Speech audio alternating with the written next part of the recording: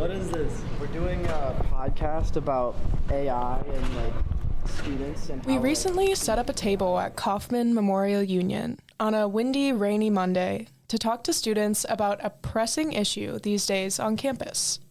We even brought chocolates to entice students to talk to us.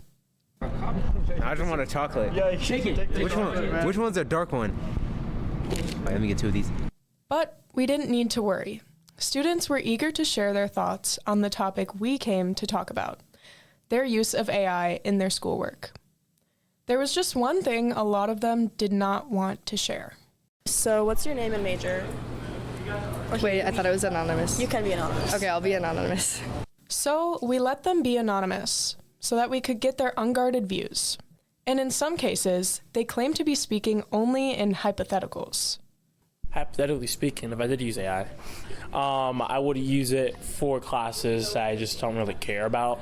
I would just copy the questions into chat and then put them into the AI bot to get the answers and put them on the canvas. And then when I get them eventually right, I'll just repeat that process over and over again.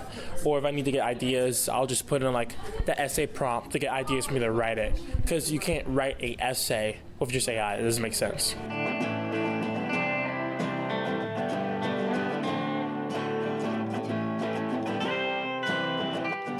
My name is Ceci Heinen, and you are listening to In the Know, a podcast dedicated to the University of Minnesota.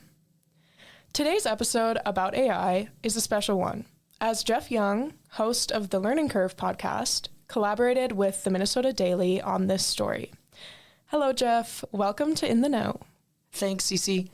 So we teamed up because my podcast looks at how AI is impacting college education, and this is a topic that I've actually been covering for a while. Many of my listeners are educators or people leading colleges, and I think they are wondering these days what students really think about these tools, what they're doing with them, and how the presence of all these chatbots affects how students feel about the value of college. Yeah, for sure. So we set up our table. You might have even seen us out there. We brought our microphones, and we put up a sign that said, "We want to know how you use AI." Our team of reporters talked with more than 20 students of various years and majors. We heard a wide range of views and experiences with this. Lots of professors that I talked to, and I think lots of folks outside of colleges, I think they have this idea that students are really abusing AI and essentially hit the easy button when they have to do homework and just have the bot do it for them. And this really came through in this article that ran in New York Magazine this summer. It went viral. You might have seen it. The headline was, "Everyone is cheating their way through college." And it just had anecdote after anecdote of people just doing nothing as far as learning. And it's true, some students that we talked to at the University of Minnesota, they are cheating with AI, I think they would admit. But we also heard from lots of students who were kind of doing the opposite, figuring out how to harness AI to study better. So they learned more than if they did not have the tools. The way I use AI in my schoolwork is I use the Google Notebook, and if I have a reading due, I will put the reading into the AI generator, and then it will create a podcast out of it, so then I don't have to read a really dense reading. Let's say I had a statistics class, okay? I went to the lectures, I studied it, but I did not learn much. But for exam, I sat down, asked AI to teach me in the simple ways possible. I made it in a way so it could learn, how I understand it, So, and it was a good experience. I just had an exam right then, and I did very good. And all I studied was from, ChatGPT, I put my lectures and asked it to teach me in the best way possible. On occasion, if I really don't understand the problem, I usually use it to try to find one step of a specific problem. I don't try to have it solve the entire problem because that would be counterproductive. I just look to, sometimes I just can't figure out one step and don't have time to go to office hours. I kind of just use it if there's part of a direction for a paper and I don't really know what it means because it's a lot of fancy words, and I say, hey, simplify this for me because I don't know what this means. I use it to study. The Google Gemini has a guided learning thing where you can just give it whatever material you're working on and it'll ask you questions that lead you to the answer. I think people using it to straight up just do their assignments are wasting AI. I think it's more of a tool than a get out of work free card, Those were 4 juniors and a senior that we talked to, majoring in industrial and systems engineering economics, strategic communications, engineering, and early childhood education, respectively. Okay, Ceci, were you surprised by the uses that you heard here? Honestly, many of these were new to me. I have used Notebook LM before for some of the readings that I have to do, and it can very scarily turn readings into a deep dive podcast, which is helpful, but also slightly terrifying. For those who haven't used that, it's this free Google tool that uses AI to help summarize material in different ways. For me, it was interesting to hear about how each major had a different approach to using AI. For some of the students we talked to, AI was helping to push them past something they were really stuck on, especially when what the professor provided just wasn't working for them. In my reporting, I've been finding that a lot of times it seems like AI is a band-aid for parts of the traditional teaching system that are kind of broken, or that just don't work for a lot of students. You'd think that many professors would want their students to use AI this way. Yeah, I mean, these seem like a good thing. But even some of the students we talked to who had found productive uses of AI also admitted to pressing that easy button in other cases. Depending on the class or the assignment, it seemed to depend on whether the student perceived the class as valuable. I don't know. There's just some classes that just seem a little pointless to me, so I do use AI for that. I will be using AI for classes that don't matter for my major, because why am I taking a geology class when I'm working in sports? It makes things go by faster sometimes.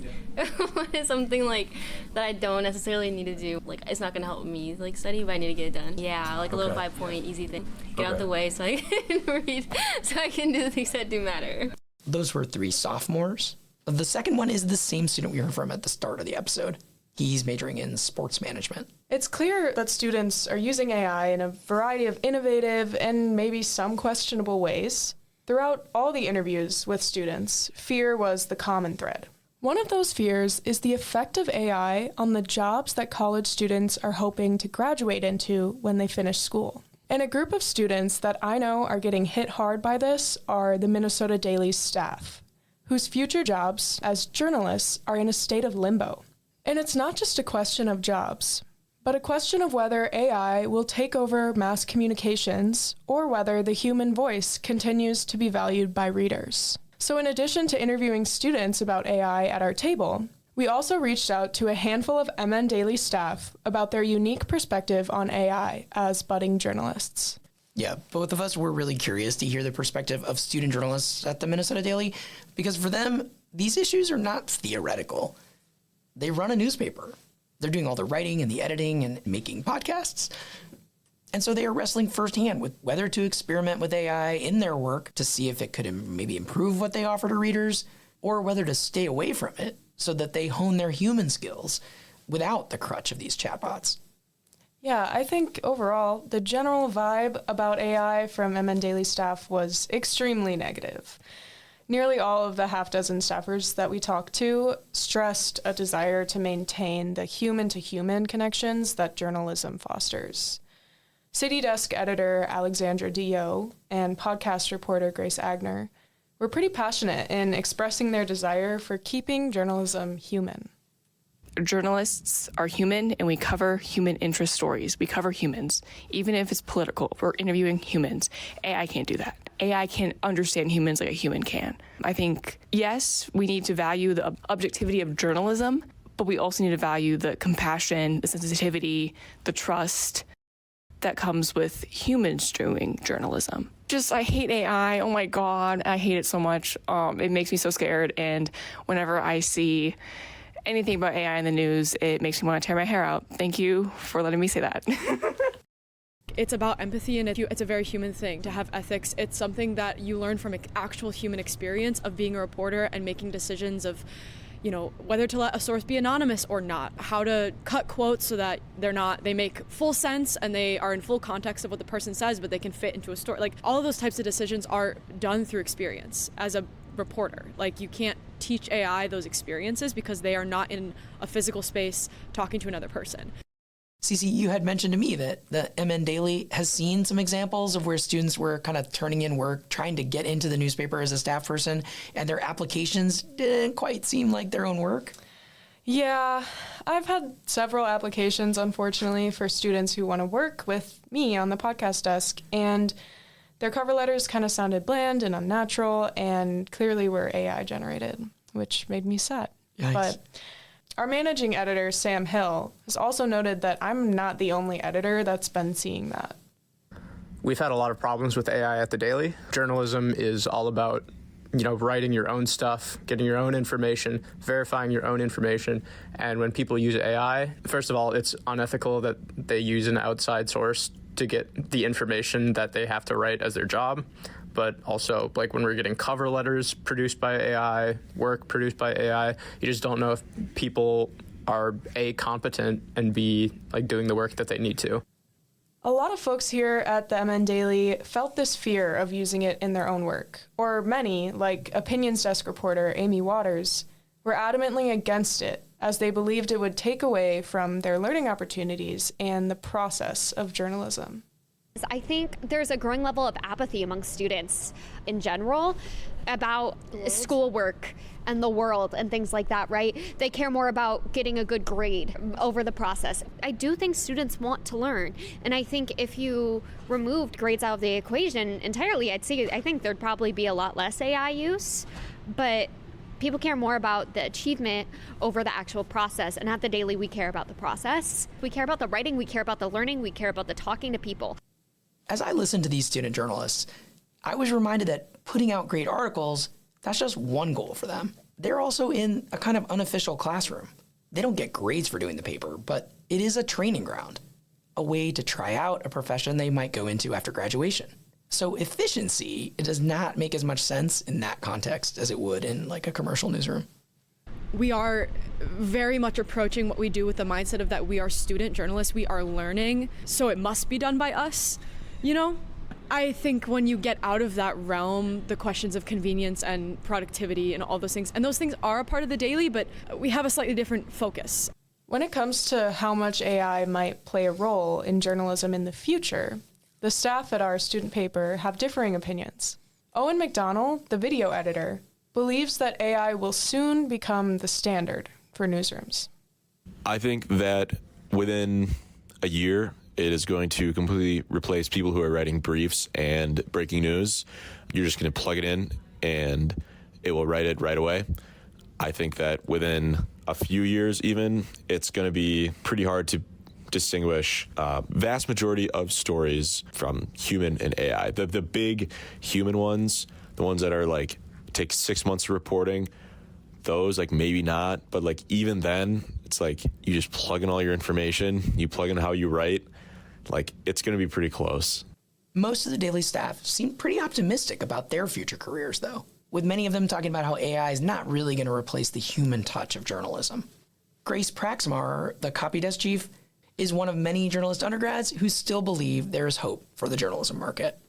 Tell people not to be too concerned about it because I don't really see how AI could replace journalists.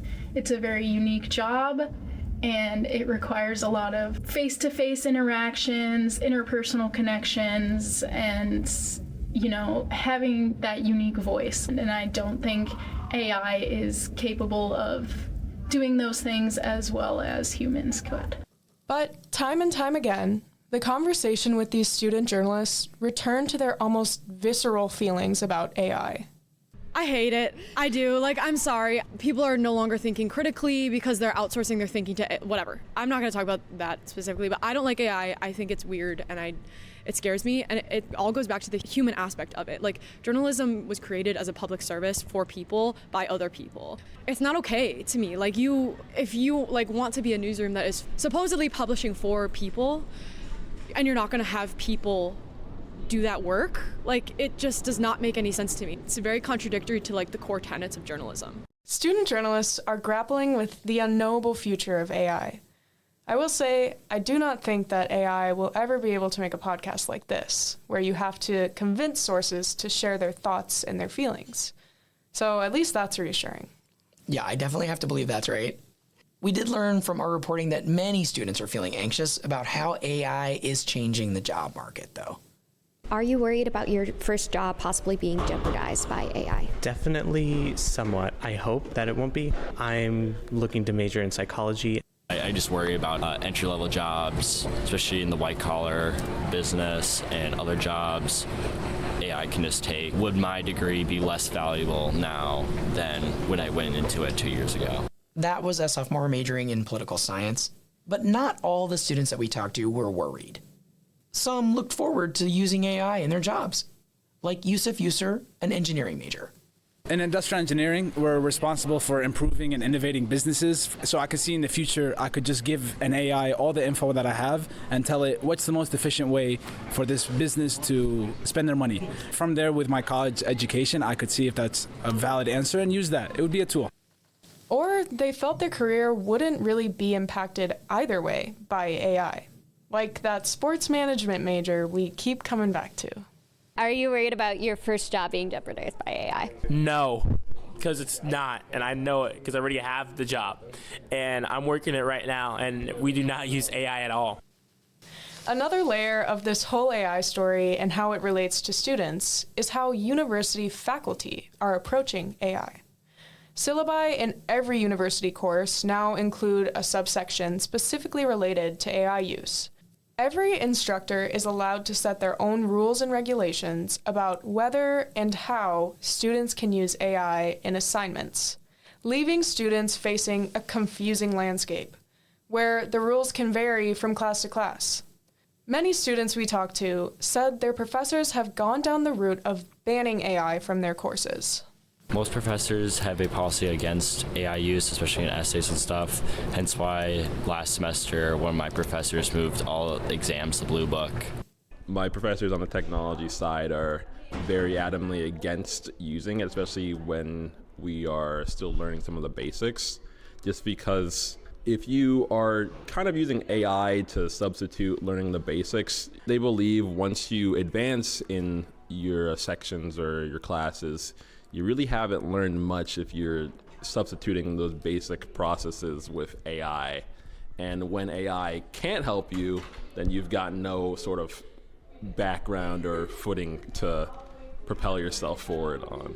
I definitely think they're anti-AI more so. They're not very lenient on it, and they're like, we're going to check all of your grades and make sure that nothing is being used. Limiting it is going to be more challenging, so I think kind of finding a way to be able to use it while also making sure it's not only what students are using. The reality is that professors can't really tell when students are using AI or not. At least not for sure. There are AI detectors that promise to help, but these have been proven pretty unreliable. Or even worse, they're often falsely accusing honest students of using AI, especially when that student's native language is not English. The University of Minnesota's teaching support website actually outlines a lot of these problems with these detectors for AI, and it has a statement that says, quote, "The use of AI detection tools is not recommended." And it seems like many of the students that we talked to realize that professors could never definitively tell, such as an anonymous second-year computer science major that we talked to. I feel like they kind of give you like the whole spiel like at the start of class, like, oh, we can tell, but they never tell. I don't think nobody could tell something's AI. Even like turn it in, like if you look at it when you get flat AI, it's like, I don't really see it. It looks like natural language at this point, especially if you're smart and you don't just like directly copy and paste it. Like there's no telling really. I think that the way they tell is by comparing other student solutions. I think that's what points it out. But if you didn't have the other student solutions, you won't be able to notice. This is interesting because we had a physics grad student who is a TA come up to the table for an interview to talk about her experience grading lab reports. Physics TAs can't tell when you use AI to write your lab reports. Mainly it's because you're putting in a lot of stuff that we didn't ask you to put in. We can tell it's like at a higher level. We've set up the lab report so that you know how to do it. I might see for every assignment, but it's they have 4 lab reports to do a semester. So I might see like one person every time we have to do a lab report submit something that has like AI in it. But these students that TA was grading, I gotta say, they seem particularly clumsy in their AI use, or kind of showing they don't understand what's being asked. So I kind of guess that plenty of students that are hitting the easy button, they do accidentally give themselves away with how little they understand the material. I will say every professor I've had has known or feels like they know.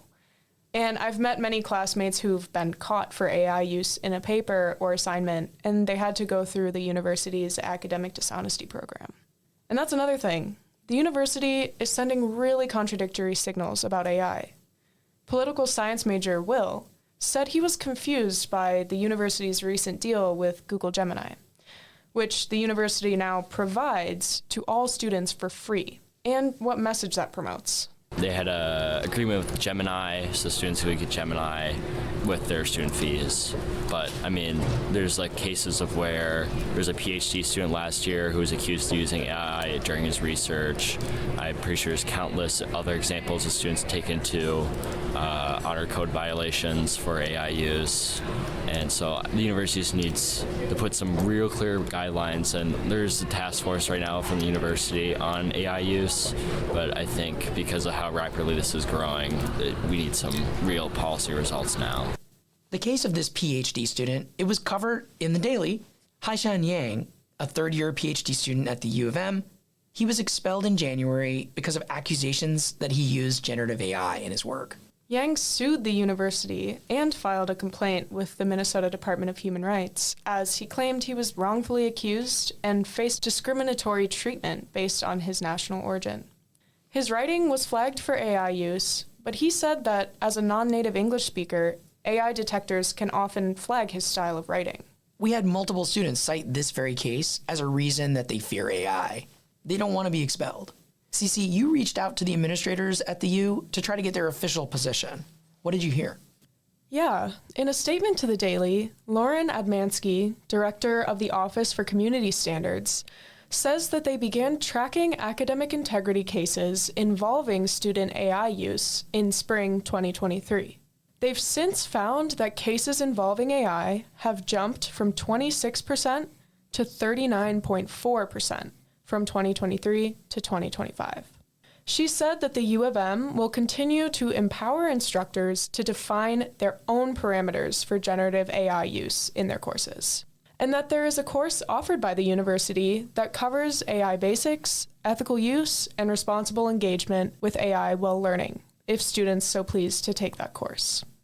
Admansky stressed that when they receive a case from a professor involving AI, they follow the same procedures and ensure that due process rights are respected, and that students know all of their options in resolving the case. They take evidence seriously and have high standards for what constitutes an academic violation. I have been talking to college leaders around the country, and sending mixed signals about AI, that's pretty typical. Because really, universities are afraid of AI too. For one thing, it is this huge challenge to academic integrity. I mean, AI makes it hard for colleges to prove students are learning anything, since it really is tricky to detect whether a student has submitted an essay or homework themselves, or just had AI do it. So there is this risk that the public will just lose faith in degrees if they feel that most students aren't actually learning. And because of that, there's a push around the country at colleges to revamp assignments and make them more AI-proof, by doing things like having students do projects AI can't easily do, or to move to old-fashioned things like Blue Books. I've had several professors who've switched to Blue Books, so I'd say that's definitely happening here. I personally love writing in a Blue Book. I find it really gratifying when I can prepare for an exam and write it in a Blue Book with no resources except my brain. But I know that many students struggle with synthesizing ideas on paper when we're so used to having Google right at our fingertips. And now it's AI too. And colleges also realize they kind of need to prepare students for jobs that are increasingly adopting AI. And they don't want to look like they're not adapting to this generative AI revolution that it seems to be booming these days.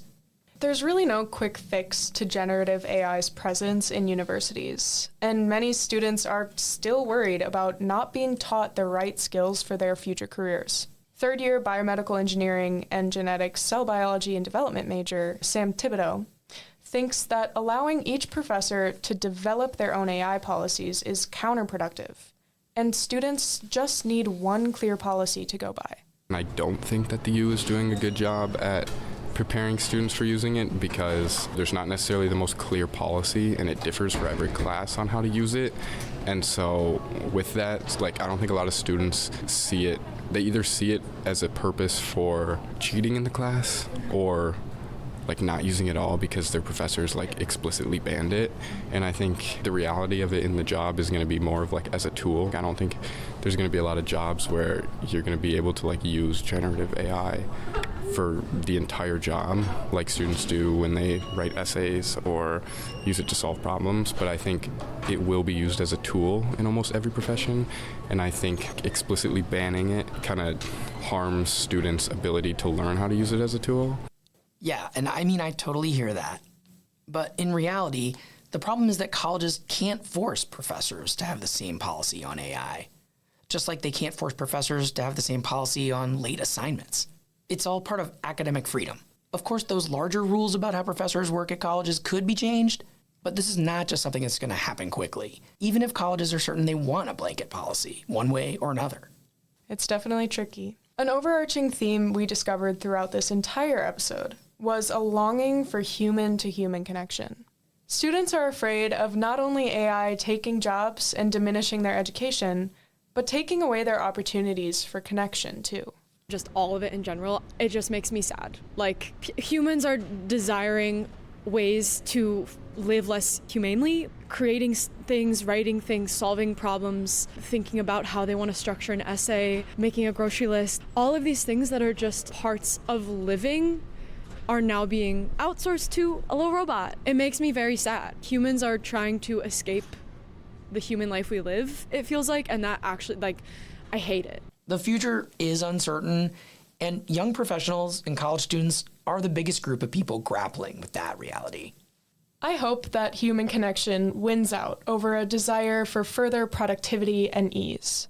Because learning, failing, struggling, finding new things, and meeting new people are all quintessentially human, and, in my opinion, are the reason we live life.